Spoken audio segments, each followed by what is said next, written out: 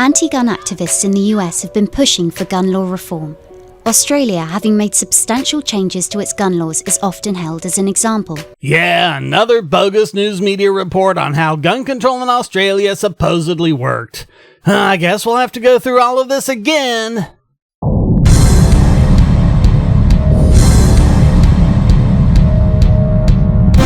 The country has a very low rate of gun-related homicide when compared to the US, where people are at least 20 times more likely to be murdered by firearms. Please tell me how cross-cultural statistics like this are at all relevant. Australia is a much more sparsely populated country than the US.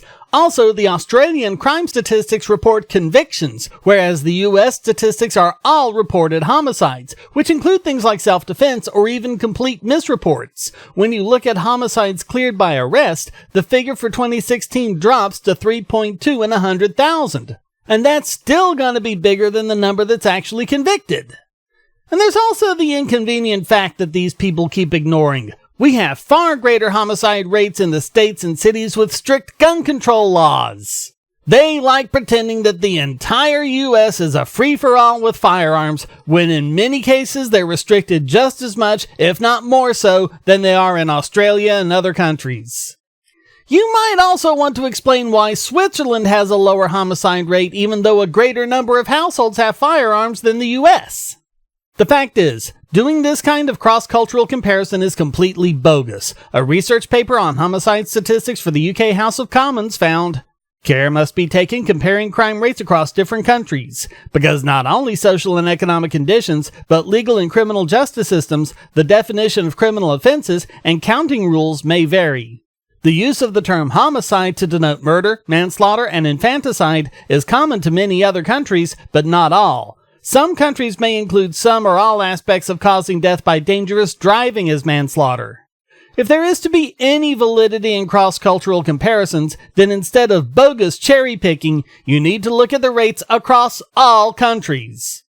And when you do that, you see that the gun homicide rate goes down the more guns a country has. Researchers define mass shootings as 5 or more deaths, not including the perpetrator.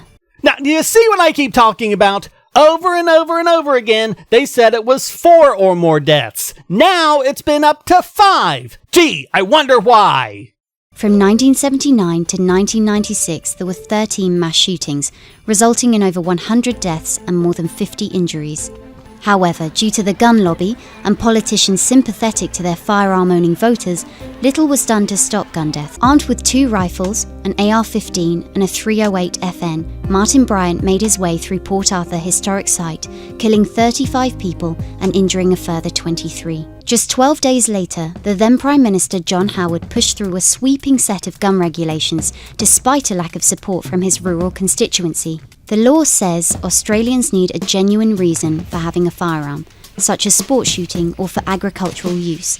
It doesn't include self-defense. People must go through background checks and wait 28 days before they can buy a gun. After the gun law reform, the total number of homicides involving a firearm decreased by half. The total number of gun-related deaths fell rapidly as well, dropping more than half in 2016 compared with 1996. Australia didn't see a single mass shooting from 1996 to 2018, more than 22 years. And now you see why they changed it to 5, because if they kept it at 4 or more, they would have to admit that there were 4 mass shootings during that time period. And funny how in the US someone commits suicide in a parking lot and it's counted as a mass shooting. Give me a break.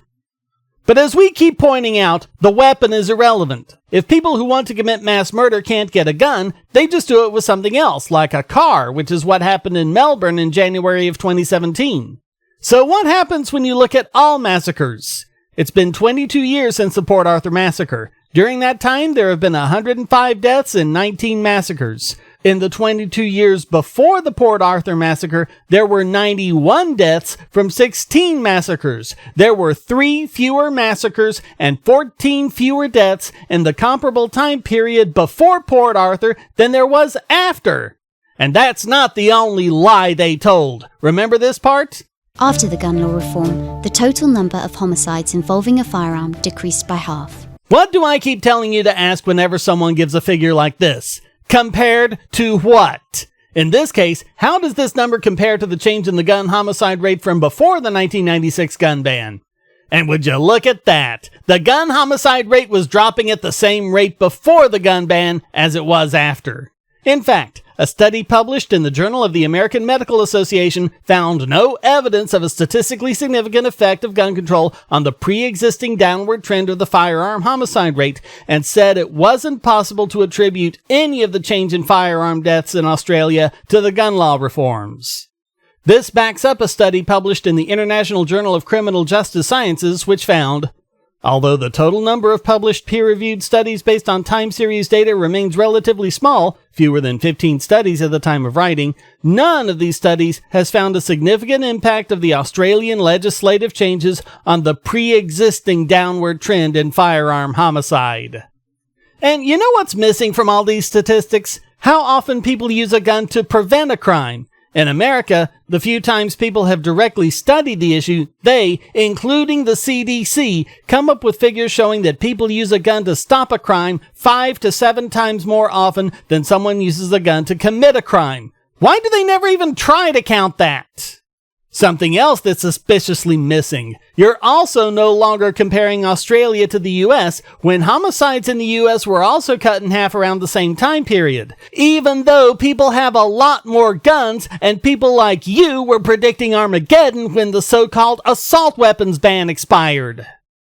However, anti-gun activists warned that following years of lobbying by pro-gun groups, Australia's strict gun laws have been eroded, and gun numbers are almost back to the same level as at the time of the Port Arthur massacre. Wait, you know this, but you still pointed out that the gun homicide rate has been cut in half? So maybe it isn't the lack of firearms that's causing crime to drop. What, did you think people just wouldn't notice this?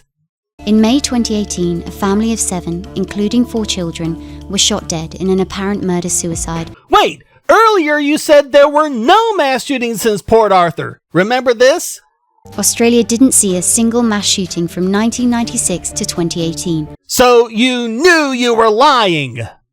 Australia is not totally immune to mass shootings, but its response to the Port Arthur massacre demonstrated how strong political leadership and strict gun control policies can help curb violence and save lives. Except they don't! You could only make that case by lying about the statistics.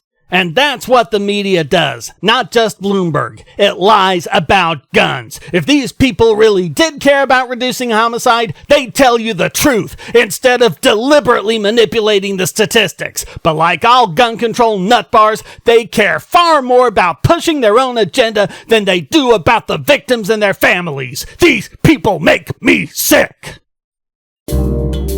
Hey, if you enjoyed this video, why not hit like and subscribe? And to make sure I can keep producing content, support this channel by becoming a patron. And check out all the other great content here, like this video selected especially for you.